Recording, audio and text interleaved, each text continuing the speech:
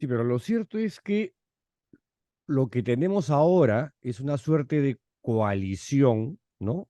Más o menos centralizada desde el Parlamento, pasando por el Ejecutivo, la Fiscalía, para cooptar o copar todos los poderes del Estado en una sola cosa, en una alianza de intereses afines, ¿no? Y esto básicamente se da desde el Parlamento. En esa línea de pensamiento, ¿cómo debe interpretarse, cómo debe entenderse este acoso contra la Junta Nacional de Justicia por parte del Congreso de la República? Ya. Primero hay que recordar que todos nos movemos, los individuos, los ciudadanos y toda la organización del Estado en un orden. Acá hay un orden.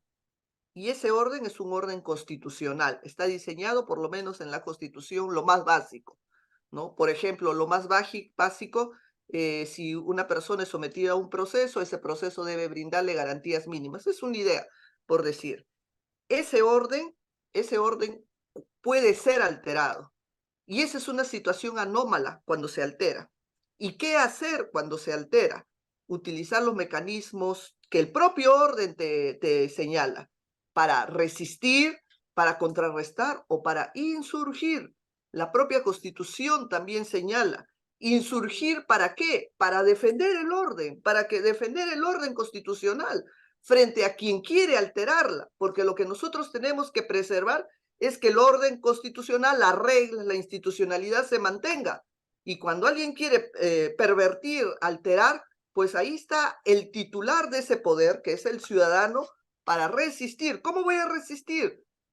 Por ejemplo, recurriendo a hacer uso de las garantías constitucionales, los procesos de amparo, como por ejemplo han hecho los miembros de la Junta Nacional, ¿Mm? recurriendo a los jueces del Estado para que ellos no controlen el actuar del Congreso, ¿no? Y por lo menos equilibren o corrijan esta situación.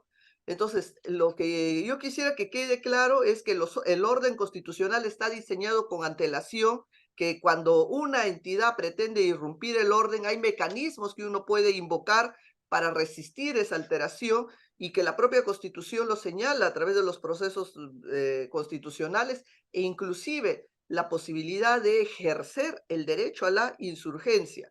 Mira, sí, sí, Sí, no, sobre eso justo que acabas de mencionar. Este derecho a la insurgencia que estaba contemplado en la Constitución anterior, ¿se mantiene en la presente? por supuesto, la Constitución del 79 la mantenía y nuestra Constitución la mantiene en el artículo 46 para afirmar el poder del ciudadano cuando se altere el orden constitucional. ¿Qué dice? La población civil tiene el derecho de insurgencia en defensa del orden constitucional. Y si acá me permites un Sí. tema, el orden constitucional tradicionalmente se ha venido alterando desde un lado externo. Golpes militares, fuerzas externas, sacaban del ejercicio del poder a la autoridad elegida por votación popular y asumían el poder total del Estado. ¿No? Ejemplo, los golpes militares que hemos tenido. Pero hoy el orden constitucional ya no se altera de esa manera tan burda de la manera externa, como se hacía antes, sino que vemos que desde el interior del propio orden, desde la propia organización, desde el interior, una de los entes altera el orden. Por ejemplo, el autogolpe de Estado que hizo Fujimori o que replicó Castillo. Castillo, ¿no? Autoridades legalmente elegidas, legítimamente posicionadas, que irrumpen y ellos alteran el orden para captar para sí mismo todo el ejercicio del poder, ¿no? Alterando el diseño constitucional. Esta es otra lógica que diríamos, contemporánea, que se viene manejando, ¿no? ¿No? Autoridades elegidas, válidamente legitimadas, que son los que alteran este orden para posicionarse y tomar para sí el poder.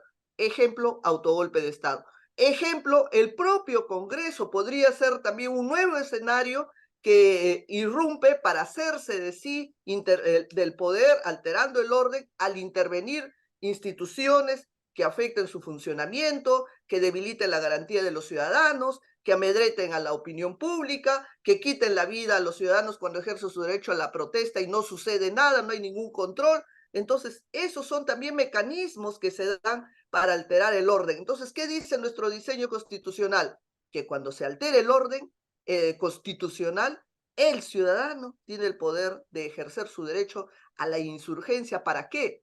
Para mantener ese statu quo constitucional que se pretende alterar.